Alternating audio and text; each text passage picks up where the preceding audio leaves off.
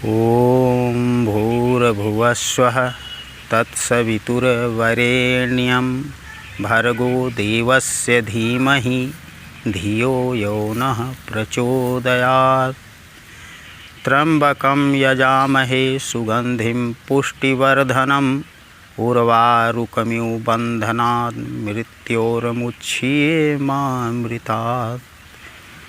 असतो मा सद्गमय तमसो मा ज्योतिर्गमय मृत्योर्मा अमृतं गमय। ओम शांति शांति शांति। नमस्कार साथियों, स्वागत है आप सभी का वैदिक मंच बहराइच चैनल पर। साथियों, आज योग प्राणायाम की जो एक सीरीज है, इसमें आज एक विषय को लेकर हम उपस्थित हुए हैं। योग क्या है? देखिए, योग हमारे ऋषियों की देन है और बहुत ये प्राचीन विधा है, कोई नई विधा नहीं है। लेकिन योग की व्यापकता क्यों हुई? हमारे महर्षि पतंजलि ने इसको वैज्ञानिक रूप दिया, इसलिए इसकी व्यापकता बढ़ी। फिर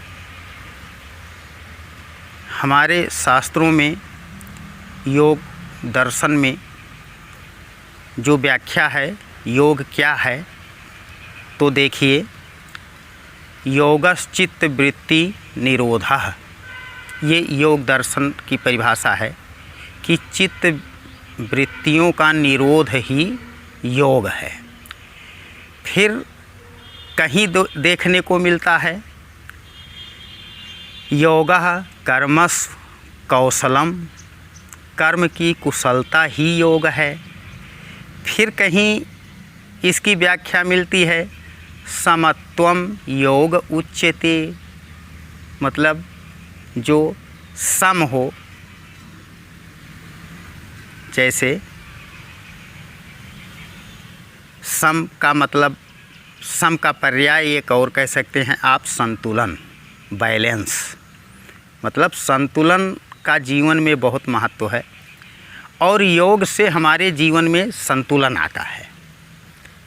किसका संतुलन आता है?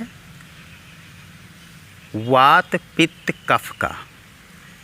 रोग भी तीन ही तरह के होते हैं, वातज, पित्तज, कफज। तो इनके अनुपात में जब इम्बैलेंस होता है तो हमें रोग हो जाते हैं। तो योग से हमारे वात पित्त कफ सम होते हैं। अब योग पर यदि मैं अपनी व्याख्या करूं तो योग का मतलब होता है जोड़ना, दो चीज़ों को एक में एक साथ जोड़ना, इसी को योग कहते हैं।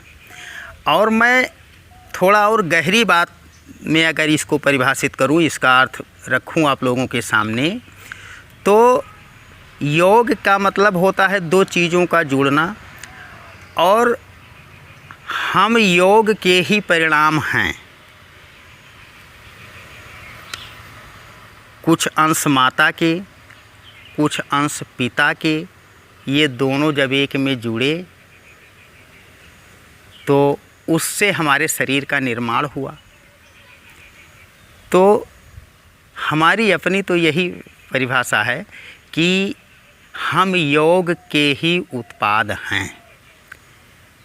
इसका मतलब ये हुआ कि सृष्टि, ये संपूर्ण सृष्टि जो है वो योग का उत्पाद है।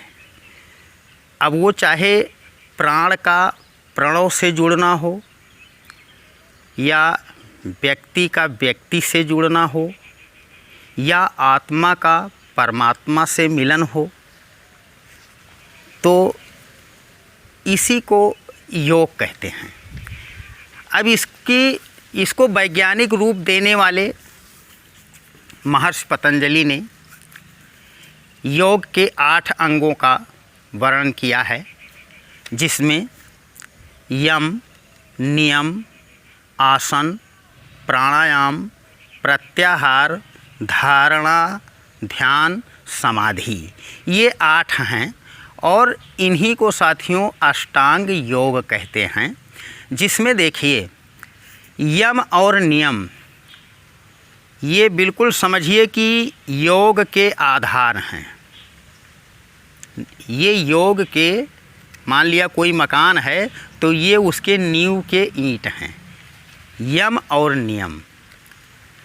तो और सच्चाई ये है कि जब तक यम और नियम से हम इस शरीर को अपने शुद्ध नहीं कर लेते हैं, तब तक हमारा आसन सिद्ध होना संभव नहीं है। जब तक शरीर में हमारे शुचिता नहीं होगी, पवित्रता नहीं होगी, तब तक आसन सिद्ध होने का कोई सवाल ही नहीं है। और देखिए, जब यम और नियम के द्वारा हम इस शरीर को अपने शुद्ध कर लेते हैं, तो हम एक आसन में बैठते हैं। और आसन ऐसा होता है कि जिसमें हमारे शरीर का कोई भी भाग हिले नहीं, बहुत शांति से हम बैठें। तो जब हमारा इस तरह से जब हमारा आसन सिद्ध हो जाता है, तो हम कहाँ पहुँचते हैं? प्राणायाम में। आसन सिद्ध करने के बाद में हम प्राणायाम में पहुँचते हैं। और प्राणायाम किसको कहते हैं?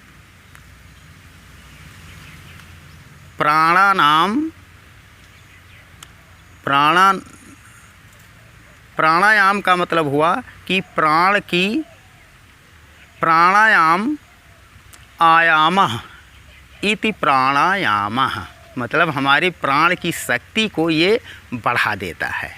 उसके बाद में देखिए, फिर जब हम प्राणायाम में क्या करते हैं, हम श्वास को अपने नियंत्रित और सूक्ष्म करने की क्रिया करते हैं। तो इससे प्राणायाम हमारा सिद्ध हो जाता है और हमारे श्वास सूक्ष्म और नियंत्रित होते हैं। इसके बाद में फिर आता है साथियों प्रत्याहार।